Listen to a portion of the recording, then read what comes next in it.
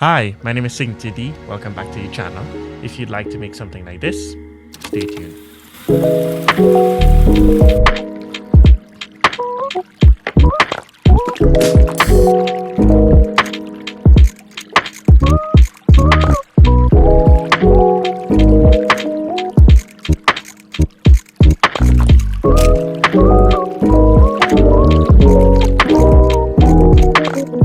All right. So hello. Welcome back. Long time no see. Sorry. I'm not going to tell you that I'm going to be back weekly because I don't want to say something I can't keep, okay? But I will be making more videos for sure, okay? Now, this track is called Mental. I just released it like last week. I would like to first employ you to have a story when you are making your beats, right? So, when I was making this beat, first thing I thought about is the story, right? What am I trying to do? If you notice in this song, there are two sections. I'm going to play from the start, okay?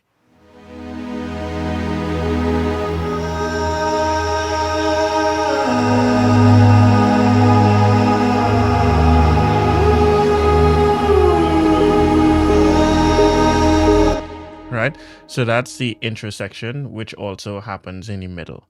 And then there's the funky section.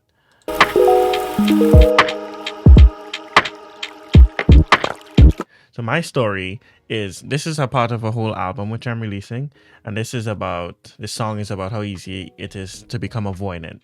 So the big string orchestral part is like the part of you that's like worrying about all the different problems and stuff. And then the funky part is the part of you that tries to ignore it and just forget about it and push it away. Okay? So in the song, I'm trying to musically represent two dynamics trying to fight for control. Okay? So how do I represent that? First, I can start with the drums.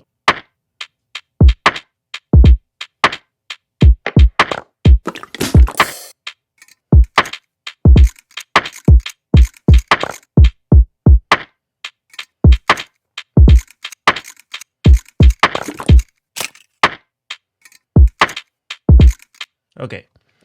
So take a look at the drums here. First of all, kick and snare, right?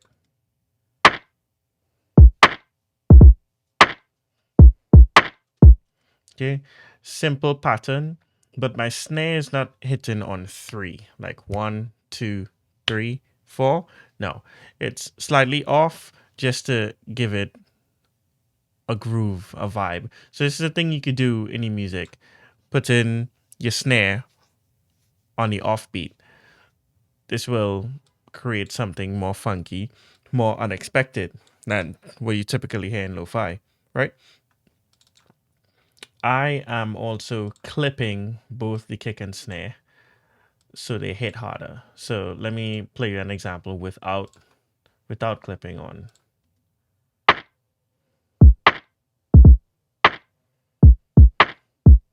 And then with clipping on.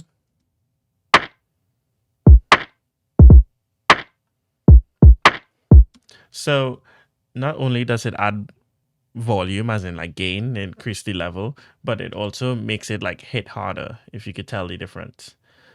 It also, like, because it's clipping it, it's distorting a little bit, but in a pleasant way. Right? So that's the kick and the snare. Then we have all these other little percussion things going on as well with the hi-hat, which is pretty constant.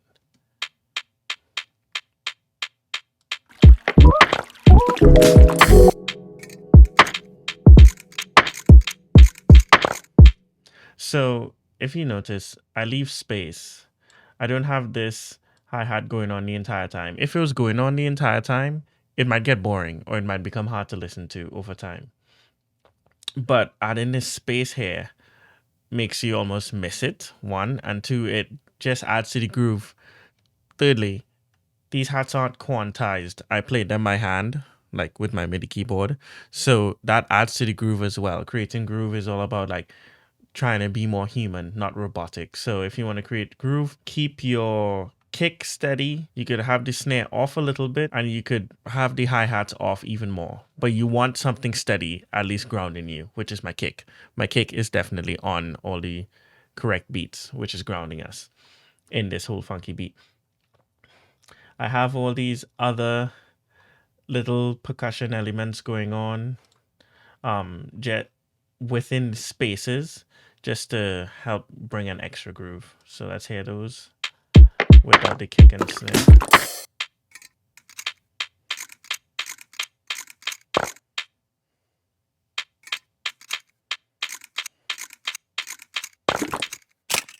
One tip I could give that you could try is create a super strict kick and snare pattern, and then just take some Foley sounds or like some other percussion, turn your grid off like I have here, and randomly drop it. Just take it, close your eyes and randomly drop it and see where it lands. You might be surprised. It might sound good. It might sound bad. You don't know until you try. Try that. Because I did do some of that over here with the percussion. I just dropped it in. I was like, maybe that sounds good. Move it slightly to the left or slightly to the right until it really fit in the groove. Okay. Next, the bass line. No, we'll do piano first. Keys.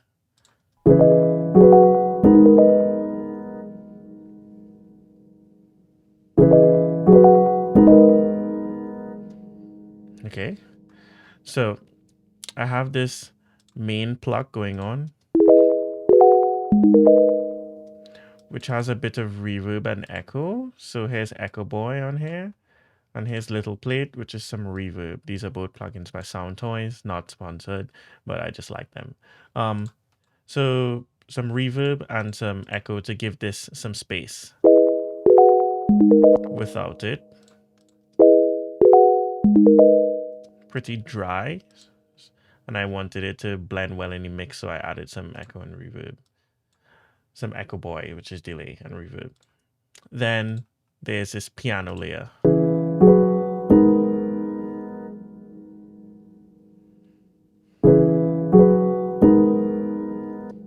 So together, the piano also is being sent to some reverb, which is this little plate here, sending it to some reverb. Okay. And then over in this next section, the second half of the second drop, there's another layer. Right? All together.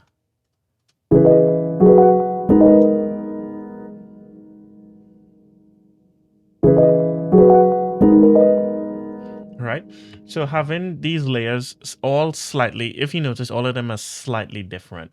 Very minuscule differences, but there's still a difference. So because of that difference, it makes this just sound a little more complex, a little more funky, right? So this is something you want to do.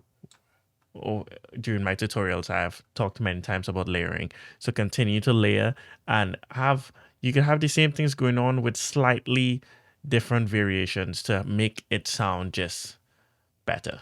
Okay, it sounds more complex even though it's not. Okay, great. For the bass,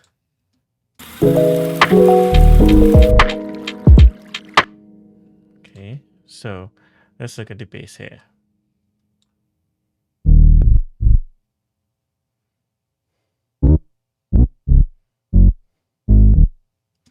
So very simple in terms of lots of space. I'm using lots of space in this track, okay, to create the juxtaposition with this other section, which is taking up the whole thing, right?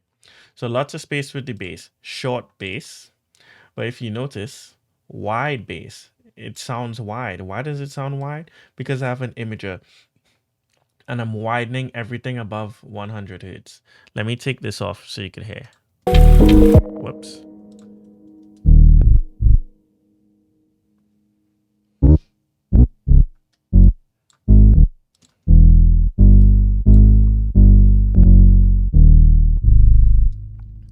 With the widening,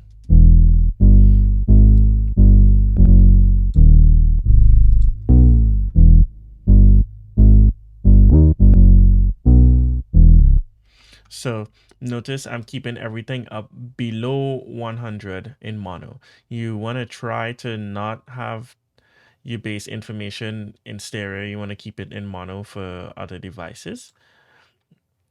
But everything above that, I could get away with putting it in stereo, okay? Because this track is pretty open, so I have more room to do that, okay?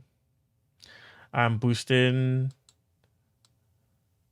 around I'm boosting around 61 hertz just to get more of that sub in there to add more depth. And I'm also adding some saturation for harmonics so the bass could cut through the mix more. Like listen to it without saturation.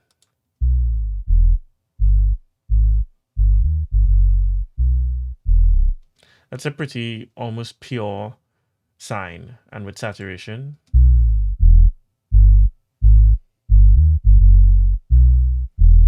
you see it adds more high frequency information, which allows it to cut through the mix more.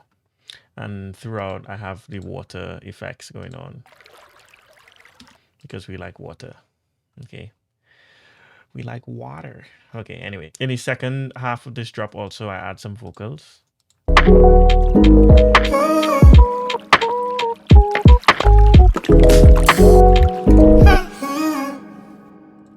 That's just me singing with little altar boy. I have the foreman pitched up. And the pitch pitched up with this one. Without it. It just sounds like that. So pitched up with the original layer. So having these two layers make this cut through the mix more as well. And also makes it a little bit more interesting. Finally, for this section, the melody. Once again, the melody is layered with a low octave and a higher octave.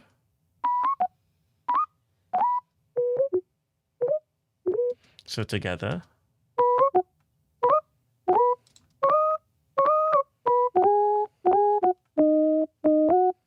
Also, this, I made this sound. It's like super easy to make. I'll show you right now. Literally, instrument wavetable, it's just a sine wave. And I make this mono and turn the glide up.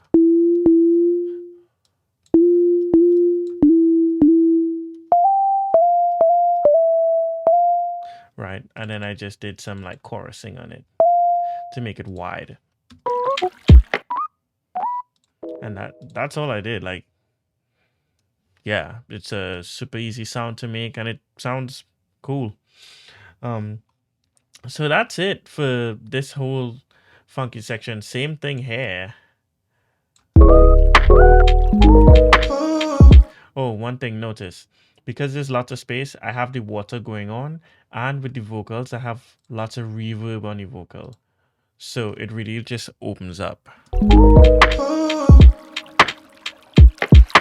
See, the space allows the reverb to breathe. So maybe sometimes think about doing less in your tracks so there's more space. But it really depends on what you want to do. And then for my master chain, I have this Brainwork solo. Just this, this was a free plugin. This is just to check the mid and the sides, so you could solo.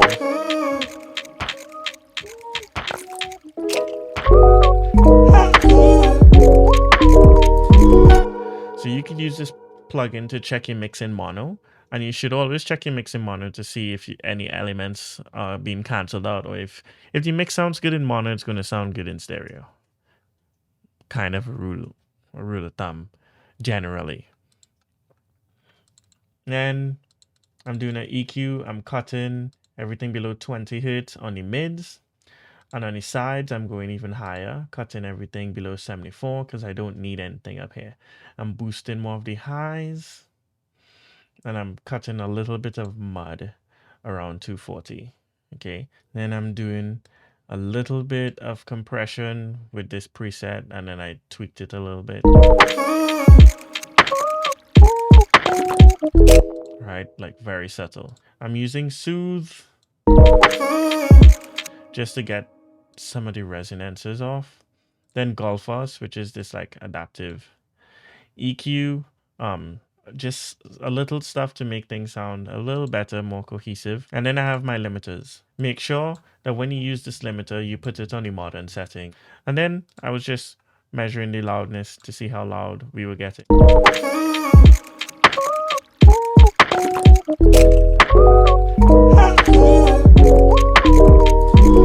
Alright, I'm gonna hit around -11. That's more than loud enough for lo-fi. Spotify usually says send your tracks to at -14. I just like to do a little louder just in case, but it's fine. Honestly, it doesn't even really matter. If the listener wants to hear your music louder, they'll just turn the volume up, you know? So yeah, that's it. I hope you enjoyed. Thank you.